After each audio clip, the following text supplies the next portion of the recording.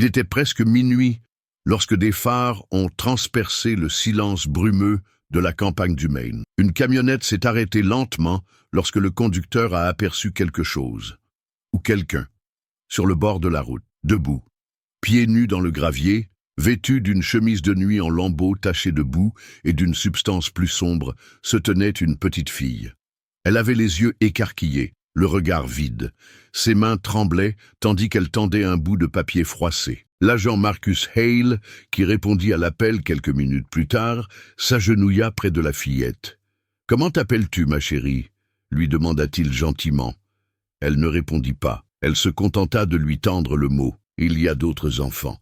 Aidez-nous, s'il vous plaît. » L'enfant s'appelait Mia Collins. Elle avait 9 ans et venait de s'échapper d'un endroit où personne n'aurait jamais soupçonné qu'elle se trouvait. Le Whitmore Children's Home, un orphelinat immaculé et très réputé, connu pour changer des vies. En apparence, c'était un sanctuaire.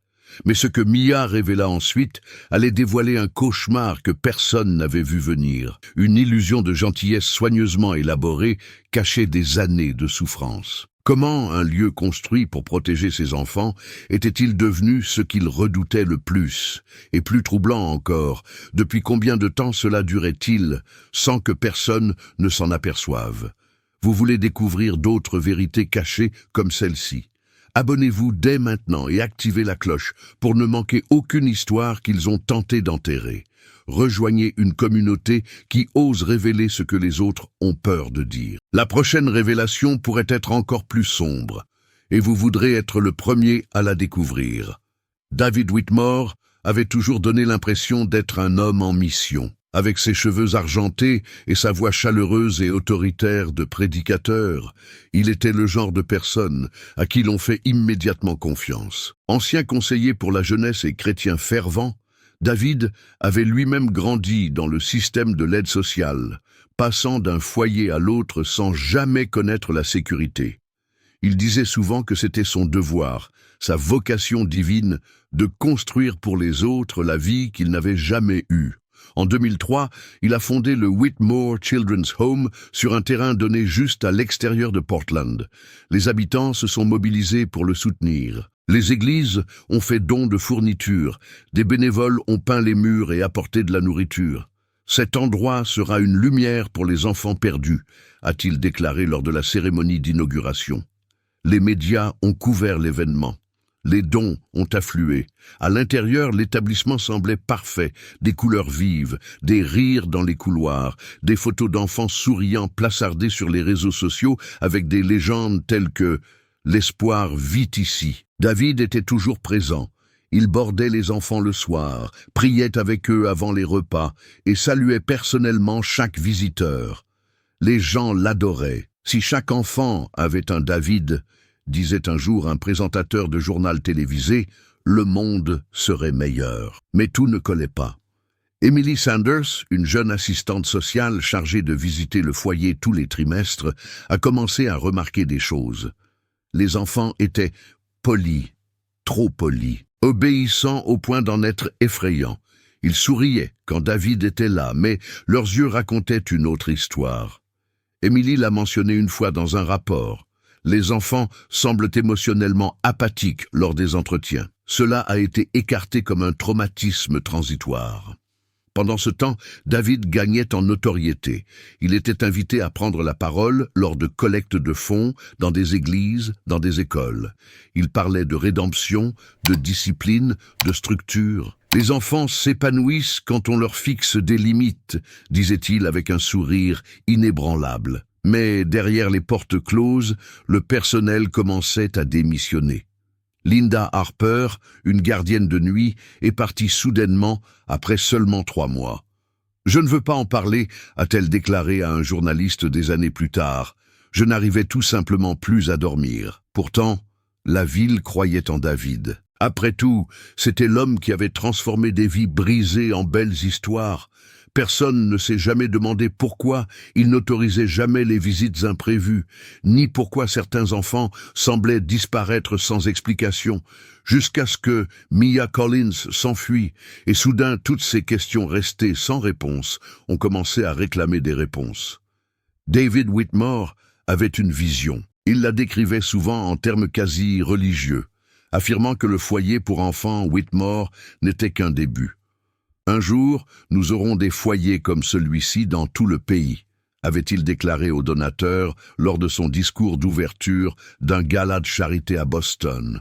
Les enfants abandonnés par la société retrouveront un refuge. Sur le papier, tout semblait concourir à la réalisation de son rêve.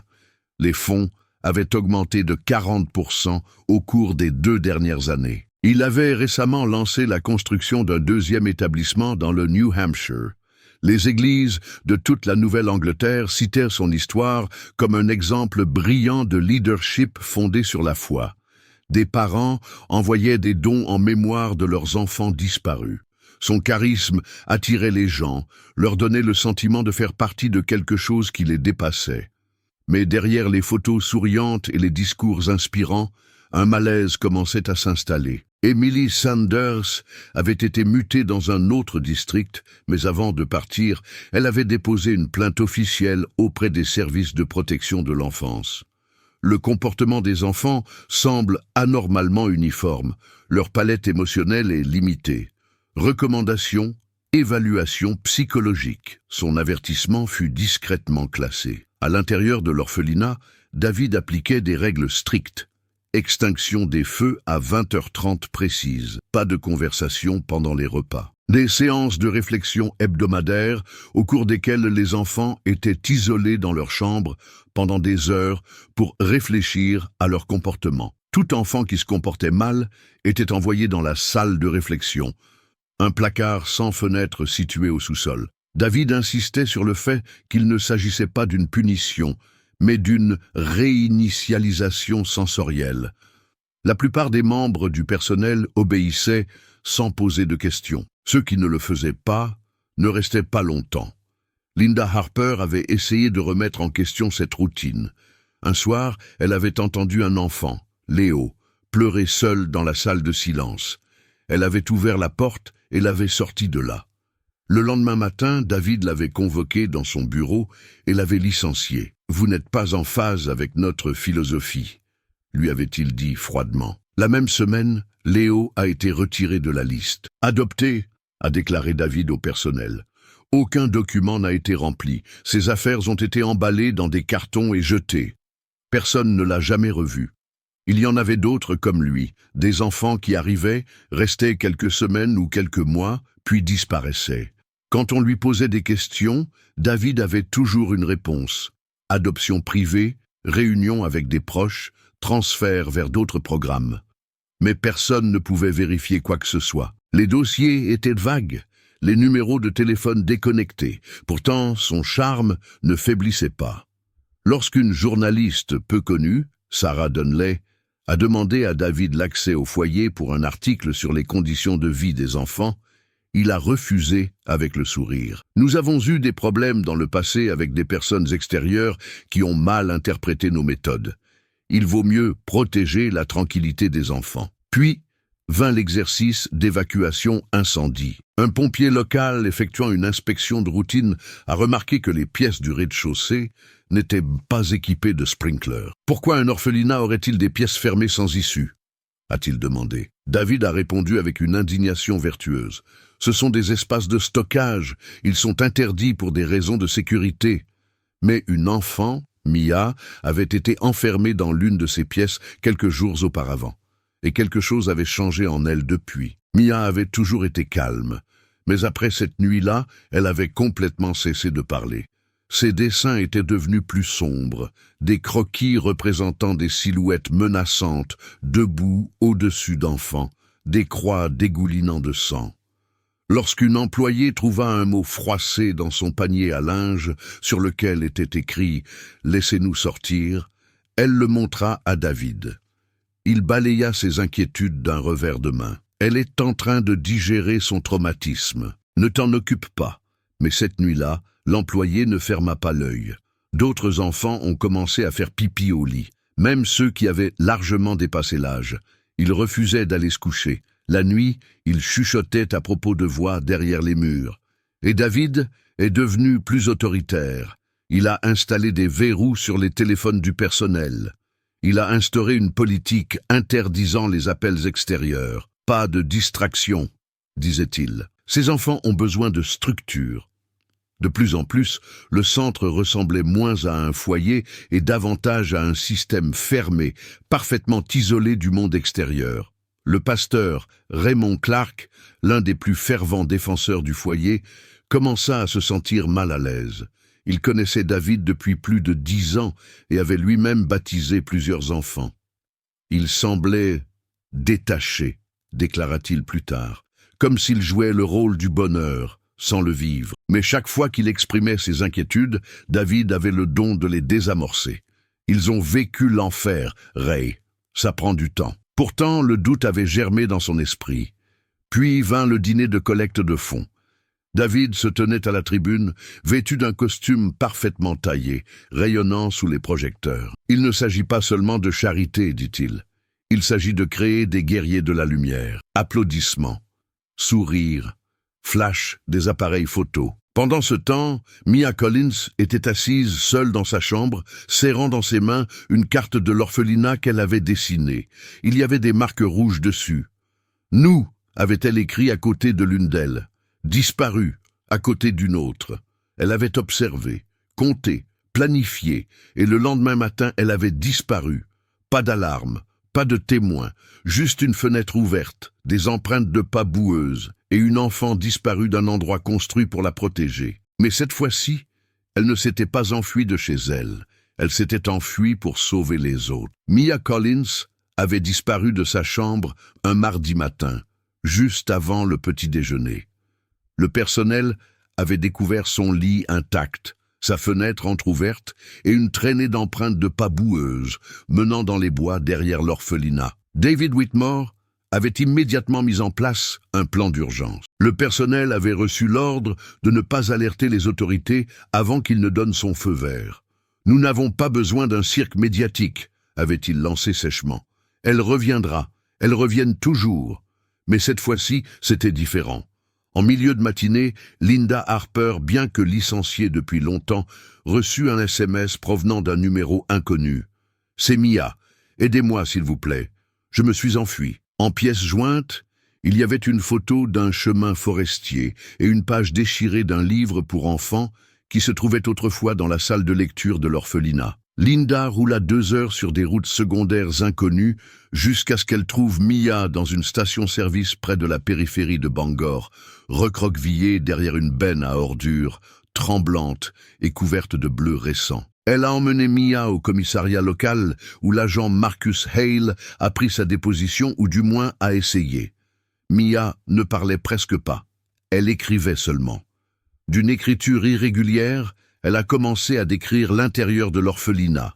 Les salles d'isolement, les punitions, les rituels étranges déguisés en thérapie spirituelle. Elle a dessiné des plans, des visages, des X rouges. Un pour Léo, un pour Anna, un pour Mason. Des enfants qui étaient partis. L'inspectrice Carla Monroe a été appelée le soir même. Au début, elle a pensé qu'il s'agissait d'une exagération, d'un enfant traumatisé qui inventait des histoires. Mais ensuite, elle a vu les ecchymoses, les documents que Mia avait réussi à emporter avec elle. Une liste de noms, uniquement des prénoms et des dates, sans aucune explication. Certains noms étaient rayés. En moins de 24 heures, la détective avait déposé une demande de mandat pour entrer dans le foyer pour enfants Whitmore. David Whitmore avait ouvert la porte lui-même, calme, presque suffisant. J'ai appris que Mia était revenue. La pauvre fille est perturbée depuis son arrivée. J'avais peur qu'elle se fasse du mal. La détective Monroe n'avait pas répondu. Elle était entrée avec son équipe. La première chose qu'elle remarqua, c'était la propreté des lieux. Trop propre. On aurait dit une maison témoin, pas un lieu de vie.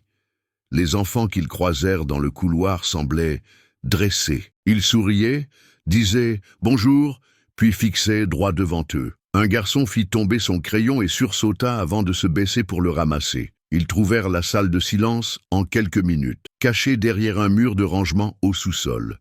Sans lumière, insonorisé de tous côtés, des traces de griffures sur la porte. un morceau de couverture effiloché dans un coin. Un débarras, hein? Marmonna Monroe. Ils posèrent des questions aux enfants. La plupart ne répondirent pas. Quelques-uns récitèrent des phrases « Nous sommes en sécurité ici. David est notre protecteur. Nous ne parlons pas de la salle de silence. » Ce soir-là, le premier reportage a été diffusé aux informations locales. Sarah Donnelly, la journaliste à qui l'accès avait été refusé quelques mois plus tôt, se tenait devant les grilles. Des accusations d'abus sur mineurs ont été portées contre David Whitmore, fondateur du foyer pour enfants Whitmore. La réaction du public a été immédiate et divisée. Certains refusaient d'y croire. « David a sauvé la vie de mon cousin », a déclaré une femme devant la caméra. « C'est un saint ». D'autres se souvenaient de signes subtils. « J'ai fait du bénévolat là-bas une fois », a déclaré un ancien enseignant. Les enfants étaient polis, mais quelque chose clochait, comme s'ils avaient peur de faire quelque chose de mal. L'enquête de l'inspectrice Monroe s'est approfondie. Elle a demandé les dossiers complets de tous les enfants admis au cours des 10 dernières années. Seuls des dossiers partiels ont été fournis. De nombreux noms figurant sur la liste de Mia n'avaient aucune trace numérique, aucune preuve d'adoption, de transfert ou même d'arrivée. Linda Harper est revenue pour faire une déposition complète. Elle a parlé des cris tard dans la nuit, du fait qu'on lui avait dit de porter des bouchons d'oreilles pendant les heures de remise à zéro. Elle s'est souvenue d'un incident où un enfant avait supplié de ne pas être emmené en bas et du regard de David alors qu'il traînait calmement le garçon. Il m'a dit « Certaines blessures ont besoin de silence pour guérir ». J'entends encore cette phrase dans mes cauchemars. L'État a rapidement suspendu les activités de l'orphelinat en attendant les résultats de l'enquête. David a été mis en congé administratif, mais n'a pas encore été inculpé. Il est apparu dans une interview télévisée, impassible comme à son habitude. Il s'agit d'un malentendu, a-t-il déclaré aux téléspectateurs. Un ancien employé amer et un enfant profondément traumatisé brossent un tableau injuste. Le travail de toute ma vie est détruit par des mensonges. Il a conclu l'interview avec un sourire doux. Mais cette nuit-là, un autre enfant a disparu. Anna Bellows, 11 ans. Son nom figurait sur la liste de Mia, barrée d'une croix rouge. Les caméras de sécurité l'ont filmée entrant dans la chapelle à 21h37. Elle n'a jamais été revue. Les images s'arrêtent à 21h41, laissant place à des parasites. Lorsque les agents ont examiné le système de sauvegarde, ils ont découvert que le fichier avait été supprimé manuellement. Cette fois, la réaction a été moins modérée. L'inspecteur Monroe revint avec un autre mandat. Ils passèrent la propriété au peigne fin. Derrière un faux panneau dans le sous-sol de la chapelle, ils trouvèrent une porte verrouillée. À l'intérieur, des moyens de contention, du matériel médical, des étagères remplies de dossiers non identifiés, des dessins d'enfants, grossiers, dérangeants, imprégnés de peur, et dans un coin, une chaussure, minuscule, avec le nom d'Anna écrit au marqueur sur la semelle. Ils ne trouvèrent pas son corps, mais ils n'en avaient pas besoin. Monroe se tenait au milieu de la pièce, submergée par le poids glacial de tout cela. « Il ne les aidait pas », murmura-t-elle. « Il faisait des expériences sur eux. » L'orphelinat fut fermé dans les 24 heures. Les enfants furent placés ailleurs.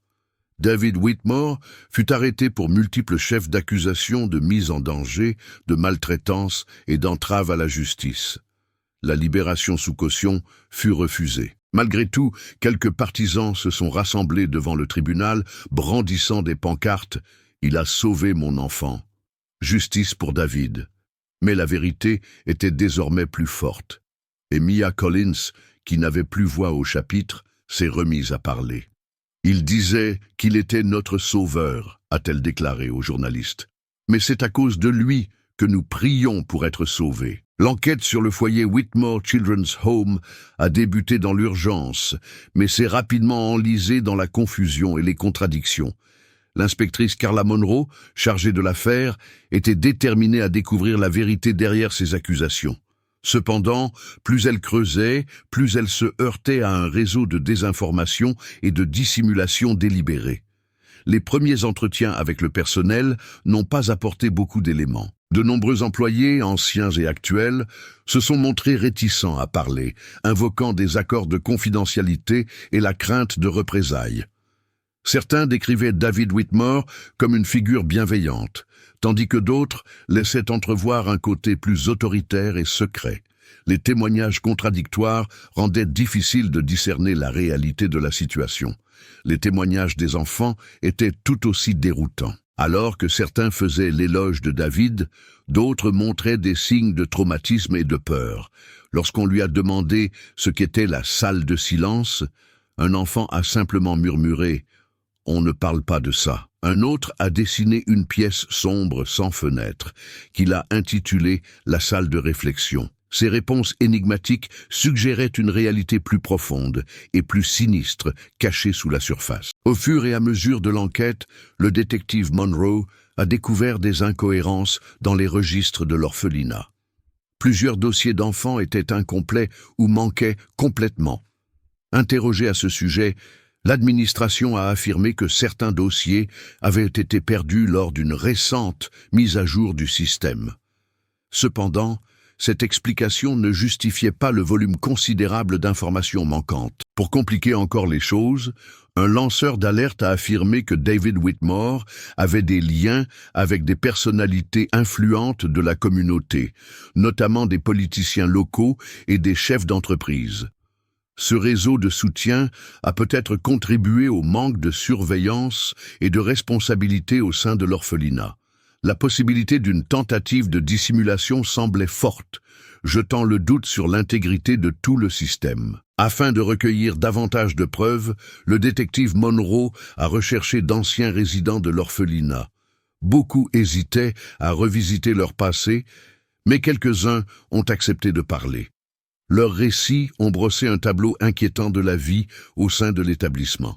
Ils ont raconté des cas d'isolement, de punition et de manipulation émotionnelle. Un ancien résident a décrit avoir été enfermé dans une petite pièce pendant des jours, avec seulement un seau pour ses besoins. Un autre a raconté avoir été contraint de participer à des rituels de purification qui lui ont laissé des séquelles psychologiques durables. Malgré ces témoignages poignants, les preuves concrètes restaient difficiles à trouver.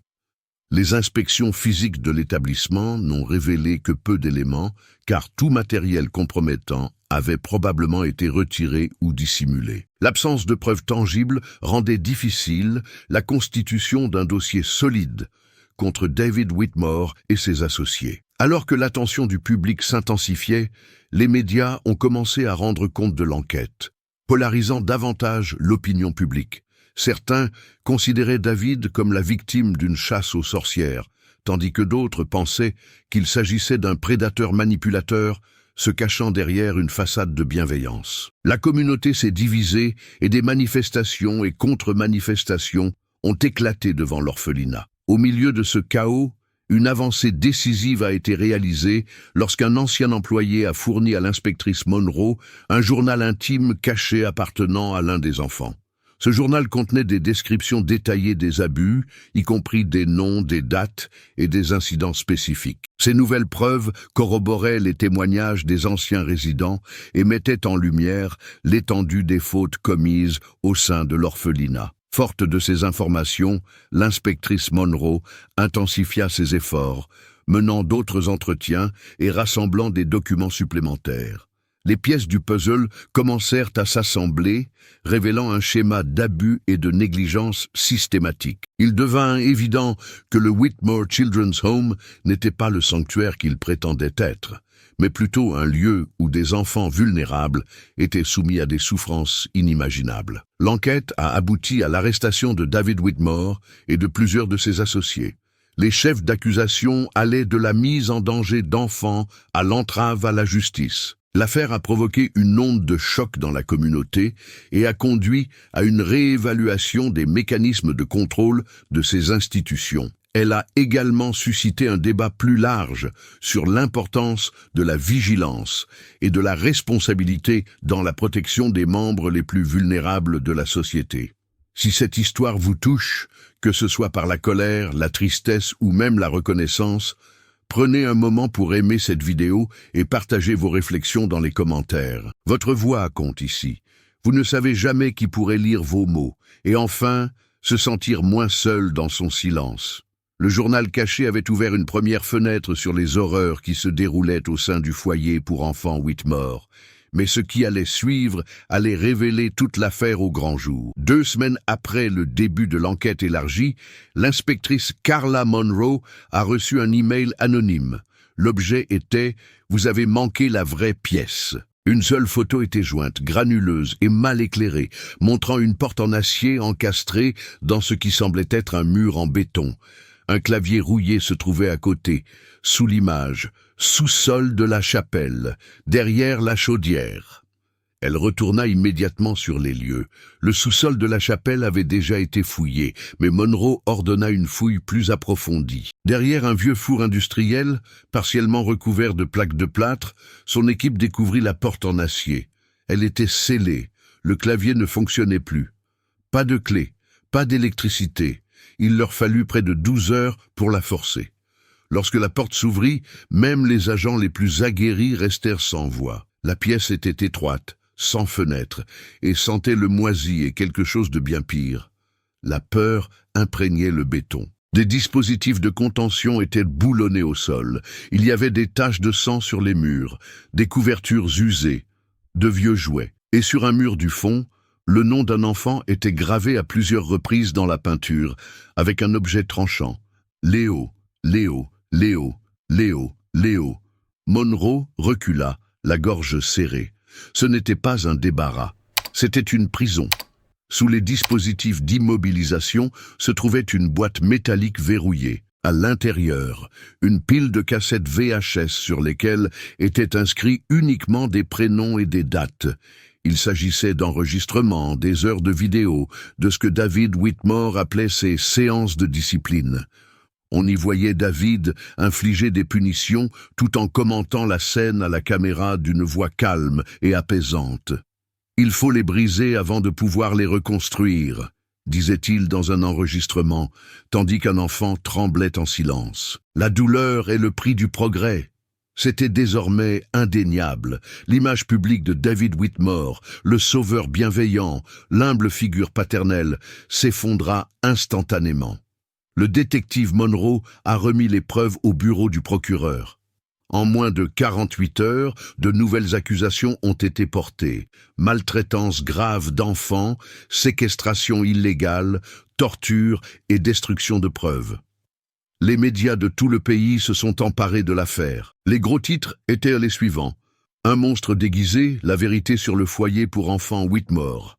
De sauveur à sadique, la confiance de l'Amérique trahie.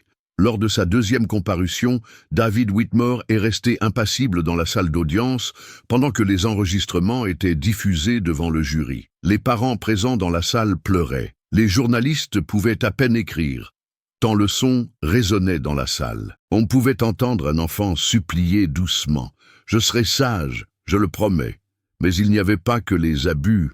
Monroe a découvert des documents financiers cachés dans un serveur privé lié à l'organisation à but non lucratif de David. D'importants virements bancaires vers des entités inconnues à l'étranger, des paiements versés à des sociétés écrans, le tout classé sous la rubrique « Subvention pour le développement thérapeutique ». Il semblait que David n'agissait pas seul. Plus troublant encore, certains des enfants qui avaient disparu n'avaient jamais quitté le pays, ni même l'État. Ils s'étaient tout simplement volatilisés. Aucun dossier d'adoption, aucun certificat de décès, pas même de signalement de disparition. Monroe soupçonnait un trafic d'êtres humains, mais ne pouvait encore le prouver. Pourtant, les dégâts étaient indéniables.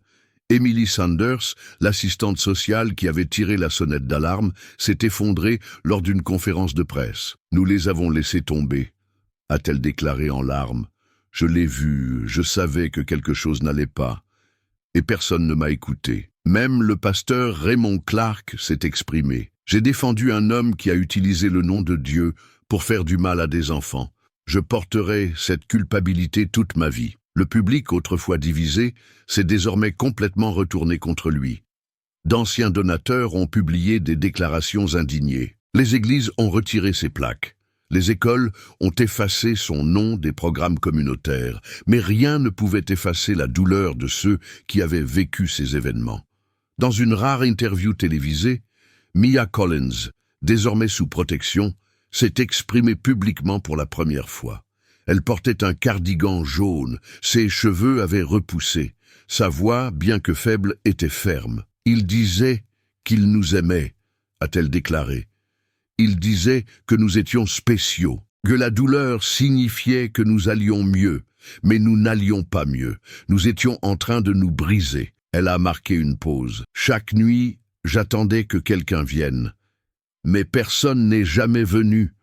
Alors je suis parti, pas seulement pour moi, mais pour eux. » Le courage de Mia a inspiré d'autres personnes. D'anciens résidents ont commencé à se manifester. Certains ont raconté avoir été battus, réduits au silence et enfermés dans le noir pendant des jours. D'autres ont parlé d'avoir été montés les uns contre les autres dans le cadre de tests de loyauté pervers, où la gentillesse était punie. Puis vint le choc le plus grand de tous. Un matin, un jeune homme d'une vingtaine d'années est entré dans le commissariat.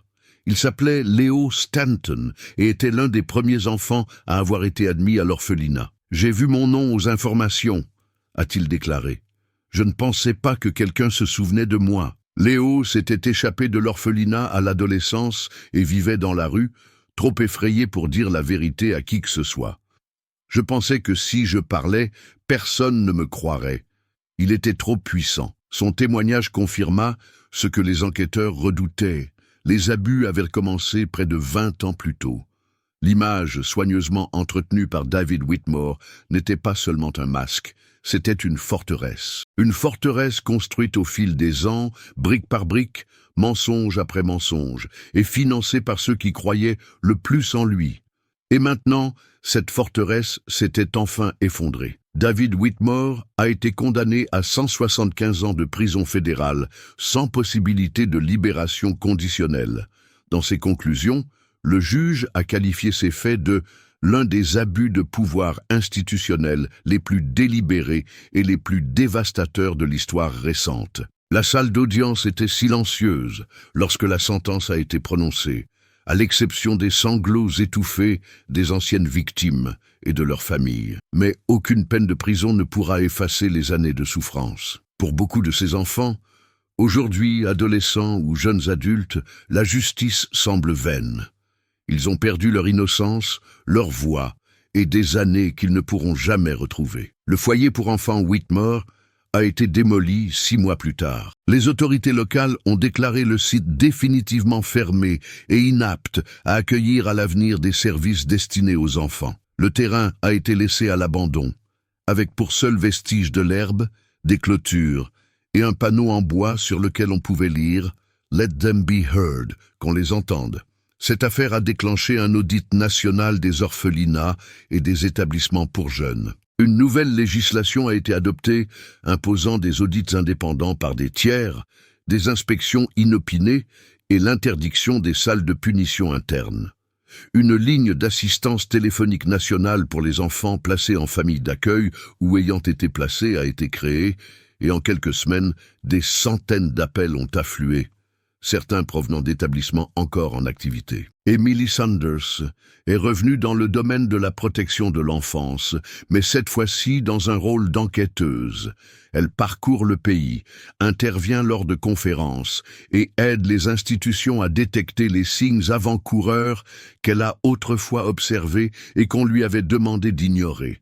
« Je ne veux pas qu'il y ait une autre Mia », répète-t-elle à chaque intervention. « Je ne veux pas qu'il y ait un autre Léo. » Leo Stanton, ayant trouvé le courage de s'exprimer publiquement, est devenu un défenseur des enfants victimes d'abus en institution. Il a fondé une organisation à but non lucratif appelée Room for Light, une place pour la lumière, qui vise à aider ceux qui ont été prisonniers du silence à trouver une communauté, une thérapie et un soutien juridique. « On ne guérit pas dans l'obscurité », a-t-il déclaré lors d'une interview. On guérit quand quelqu'un vous voit enfin. Mia Collins a été adoptée par un cousin éloigné après le procès. Elle vit aujourd'hui dans le Vermont, entourée d'arbres et de calme.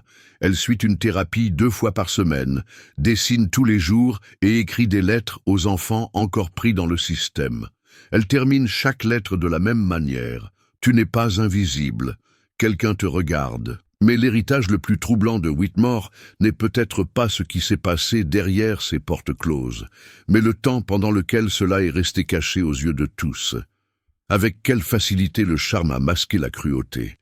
Avec quelle rapidité un mensonge bien habillé peut être avalé par un monde désespéré qui veut croire aux héros.